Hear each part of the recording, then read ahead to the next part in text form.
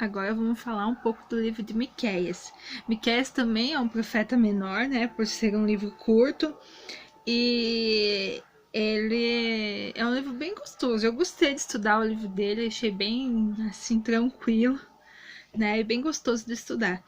Miqueias, o significado do nome Miqueias diz: quem é como o Senhor? Que é um argumento que ele falou lá no final do livro para falar do perdão e da misericórdia de Deus, lá em Miqueias 7,18. Ó, vamos ler. Quem é comparável a ti, ó Deus, que perdoa o pecado e esquece as transgressões dos remanescentes da sua herança? Tu que não permaneces irado para sempre, mas tem prazer em mostrar o amor. Aqui é no finalzinho do livro, no capítulo 7, versículo 18, que fala sobre o perdão e a misericórdia de Deus aos remanescentes, aquelas pessoas que foram para o exílio da Babilônia e retornaram lá, que a gente viu nos livros históricos, né? A gente viu bastante isso. E ele falou no mesmo período do profeta Isaías, que vai ser o próximo livro que você vai estudar, que a gente vai estudar é o livro de Isaías. E ele profetizava para pessoas mais simples, o seu ministério, ele falava para pessoas mais simples lá do interior, enquanto Isaías falava para as pessoas lá da capital de Jerusalém, para os nobres. Então o ministério dele foi para pessoas mais simples, mais do interior. Mas não deixa de ser importante também e relevante naquela época. E ele falou no período de 3 reis: rei Jotão, rei Acaz e rei Ezequias. Se a gente retornar lá para o livro de Reis, Crônicas, se eu não me engano, ele vai falar esses reis. Todos os reis que a gente está falando aqui no período dos profetas é mencionado lá nos reis. A história deles é mencionado lá. E o rei Jotão e o rei Ezequias eram reis fiéis ao Senhor. Então, provavelmente, ele deve ter falado mais direcionado ao rei Acaz, ao período do rei Acaz, que ele era um rei muito infiel. Olha só o que esse rei fazia. Pra tu ver, era o povo de Deus, lá de Judá, o povo que veio da Terra Prometida, que foi passando gerações, e olha só o que esse rei fazia. Eu vou até ler aqui o trecho do estudinho, que depois eu vou passar para você. Diz assim: Acaz foi um rei extremamente perverso. Não somente queimou seus próprios filhos como sacrifício aos deuses, mas também copiou o altar dos deuses de Assíria e reproduziu em Jerusalém, oferecendo holocaustos nele e desprezando o templo do Senhor. Portanto, é provável que a principal parte do ministério de Miqueias tenha sido durante o reino de Acaz. Então, ele matava os filhos deles em sacrifício aos deuses. Isso era prática pagã, né? Naquela época, que fazia outros deuses, né? E ele ignorou o templo do Senhor, que era o templo de Salomão, aquele templo que depois eles reconstruíram lá em Esdras e Neemias, que a gente estudou. Ele ignorou esse templo e oferecia sacrifícios em altares levantado para outros deuses, né? O holocausto, que é sacrifício, prestava sacrifícios a outros deuses. Olha, imagina Deus, né? Como Deus estava entristecido no período desse rei, né? Deus cuidou desse povo, é o povo da aliança dele, e os reis estavam fazendo isso. Então, foi muito triste mesmo, né? E o capítulo 1...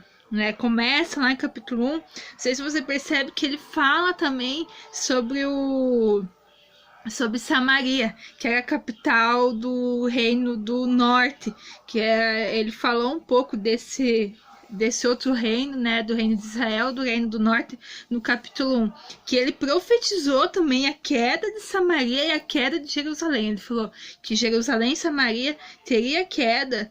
E ele falou que, né, daí aconteceu a queda de Samaria, que a gente sabe que Israel se acabou e não teve remanescentes. E ele falou que o mesmo que aconteceu em Samaria ia acontecer em Jerusalém, que a gente sabe na história que aconteceu, né? Eles foram levados para o exílio. E ele fala sobre o juízo de Deus contra a injustiça e a idolatria, tanto em Samaria como em Jerusalém, que eram as capitais do Reino do Sul e do Reino do Norte. Então, ele lá no comecinho do livro, ele fala sobre isso também. E no capítulo 2 e 3 fala sobre a corrupção entre governadores, sacerdotes, profetas, né? Existia muita corrupção naquela época também, no meio dos líderes, dos maiorais. E ele falou muito sobre isso, né? Ele expôs a corrupção. Ele era considerado o Amós do Reino do Sul, né? Aqui, ó, a mensagem do livro de Miqueias é simples. Deus odeia a injustiça social, a violência, a opressão dos ricos sobre os pobres, o ritualismo vazio e idólatra, que a gente viu em Amós também, porém ama a justiça, a verdade, a humildade, a misericórdia e o perdão, né?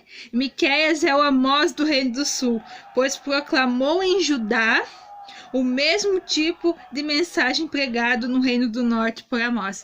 Então, a gente já estudou o livro de Amós, né? Ele fala bastante sobre a justiça, sobre a questão do prestar sacrifícios, dos rituais, né? Dos rituais que não agradavam a Deus, porque as pessoas praticavam tudo que tipo de injustiça, daí iam lá, faziam sacrifício para Deus e achavam que era o suficiente. Então, a gente que estudou o livro de Amós vê uma semelhança nisso dentro do livro de Miqueias, né?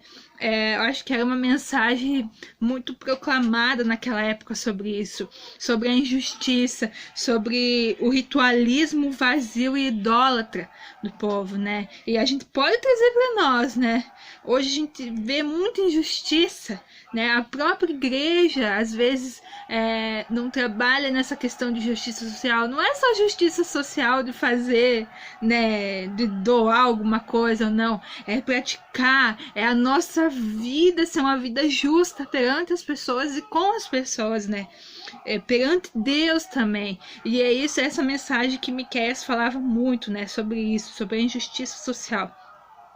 Aí olha aqui, mas como toda verdadeira profecia que vem da parte de Deus, no final há palavras de consolo e esperança.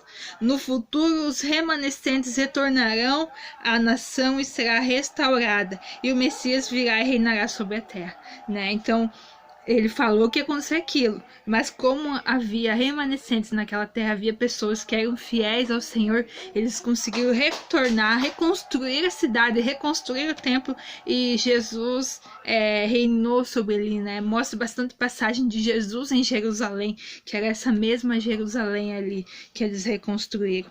Então, algumas pessoas, teve pessoas que creram em Deus, que a gente vai ver lá nos profetas, durante o período do exílio, a gente vê o povo se prostrando a Deus, né? O povo reconhecendo Deus. E no Reino do Sul teve reis infiéis, mas também teve alguns reis fiéis a Deus. Então, no Reino do Norte, todos foram infiéis. Então já era uma nação desgraçada. E no Reino do Sul é a descendência de Davi, é a descendência que Deus queria, né, que fosse. Então, quando eles dividiram, o Reino do Sul ficou com a descendência de Davi, que veio Jesus depois, e o Reino do Norte não, se desgraçou total, né? Aí, o que mais a gente vai ver? No capítulo 5, ele fala sobre Jesus, né? Ele faz uma profecia sobre Jesus. Alguns profetas profetizaram sobre Jesus, bastante coisa. Isaías são o profeta mais conhecido que fala sobre Jesus, o que mais é falado, né, que fala sobre Jesus. No capítulo 5, versículo 2, eu vou ler aqui, você pode acompanhar lá também. No capítulo 5, versículo 2 diz assim: governante que virá de Belém. Mas tu, Belém, embora pequena entre os clãs de Judá, de ti virá para mim aquele que será governante sobre Israel. Suas origens estão no passado distante, em tempos antigos. Pois os israelitas serão abandonados até aquela que está em trabalho de parto e de luz. Então o restante dos irmãos do governante voltará para unir-se aos israelitas. Ele se estabelecerá e prostrará na força do Senhor, na majestade do nosso Senhor, o seu Deus, e eles viverão em segurança, pois a grandeza dele alcançará os confins da terra. Ele será a sua paz. Então aqui está falando da paz do povo de Israel, da paz do povo de Deus, da paz de todas as nações, de todas as gerações que é Jesus, né? Porque a história de Jesus, não sei se você sabe, quando a gente entrar lá na história de Jesus, os pais de Jesus, Maria e José, os pais terrenos de Jesus, não eram de Belém, eles eram de Nazaré. E aconteceu todo um processo lá que foi com que eles tiveram que ir para Belém, né? Maria e José tiveram que ir para Belém às pressas, passaram por lá e Jesus nasceu lá. E isso Miqueias profetizou cerca de 700 anos antes de Jesus nascer. Então aqui ele falava que de Belém virá a paz, né? De Belém virá a paz que reinará. Ele será a sua paz, ele será a paz de Israel, ele será a paz de Judá, ele será a paz do povo de Deus. E fala assim, entre os clãs de Judá, que Jesus é descendente de Judá, né? Davi é de Judá. Então, Jesus vem da linhagem de Judá. Então, é maravilhoso a gente ver, né, Deus mostrando que estaria vindo um Salvador, uma pessoa, algo que traria paz, né? Traria paz às nações, traria paz ao povo de Israel. Não é aquela paz que eles pensavam, vão estar em paz, não vão mais ser atacados, nem isso, nem isso. É a paz que a gente tem hoje quando a gente tem Jesus, né, na nossa vida. E é essa paz que eles estavam falando naquele tempo, sobre Jesus. Aí uma das passagens mais importantes, não só do livro, mas também do Antigo Testamento todo, que é bem semelhante a Amós também, é Miqueias 6, do 6 ao 8. Eu vou olhar aqui, ó. Diz assim, com que eu poderia comparecer diante do Senhor e curvar-se-me perante o Deus exaltado? Deveria oferecer holocaustos de bezerro de um ano? Ficaria o Senhor satisfeito com milhares de carneiros, com 10.000 rebanhos de azeite? Devo oferecer o meu filho mais velho por causa de minhas transgressões, o fruto do meu corpo por causa do pecado que eu cometi? Ele mostrou a vocês, ó homem, o que é bom e o que o Senhor exige. Pratique a justiça, ame a fidelidade e ande humildemente com o seu Deus, né? Aqui estava falando que não vale de nada praticar qualquer holocausto, qualquer sacrifício, qualquer coisa, não é o suficiente se você não pratica a justiça, se você não tem fidelidade, se você não anda com a humildade que Deus dá, né? Então é a mesma mensagem mandada lá de Amós, é a mensagem de Miqueias. Não vale de nada você prestar sacrifícios em vão, se a gente não amar a justiça, se a gente não amar, não praticar, né, a justiça, se a gente não amar a fidelidade de Deus e não andar conforme os caminhos do Senhor, né? Então é isso que Miqueias falava, ele buscava a justiça de Deus, ele falava contra os sacrifícios, contra os rituais e mostrava que o povo ia cair, né? Mas se houvesse remanescentes, Deus ia cuidar, e Deus cuidou, e eles reconstruíram a cidade, e desse lugar veio o Messias, que foi Jesus, que trouxe a paz sobre a terra, né? Esse basicamente é o estudo de Miqueias. Se você tiver alguma dúvida, manda mensagem para mim. Junto eu vou estar passando também o estudo, vai ter as perguntinhas para você refletir. Se você quiser compartilhar sobre elas também comigo, está à vontade. Qualquer dúvida, é só mandar mensagem. Basicamente é isso o livro, tanto de Miqueias quanto de Joel.